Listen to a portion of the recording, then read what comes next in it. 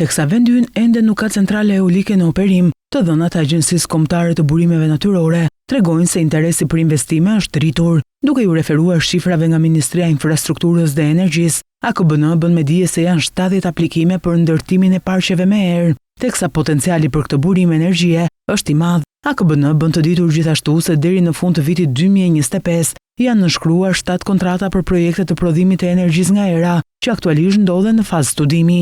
Paralelisht, agjencia ka përfunduar shqyrtimin teknik për 5 projekte të tjera, të cilat po vijojnë procedurat për marrjen e lejeve të ndërtimit. Sipas një raporti të publikuar nga ky dikaster, vendi ka potencial të konsiderueshëm për prodhimin e energjisë nga era, me shpejtësi ere që në shumë zonat e kalojnë 8 deri në 9 metra në sekond. Zonat më të favorshme identifikohen përgjatë vijës bregdetare dhe kreshtave malore, veçanërisht në jug të vendit. Më specifikisht, zonat me interes për zhvillimin e energjisë së erës përfshin Shkodrën, Kuksin, Lezhën, Durrësin, Kavajën, Fierin, Karavastan, Vlorën, Sarandën, Korçën dhe Tepelenën. Raporti thekson se shpejtësia mesatare vjetore e erës në territorin shqiptar varion nga 3.3 deri në 9.6 metër për sekond, ndërsa zonat më të përshtatshme për prodhim ere kanë vlera mesatare nga 5.8 deri në 7 metër në sekond. Ndërkaq, sipas vlerësimeve të Agjencisë Ndërkombëtare të Energjive të Rinovueshme, Shqipëria ka potencial konkurrues për energjinë e erës deri në 7400 MW.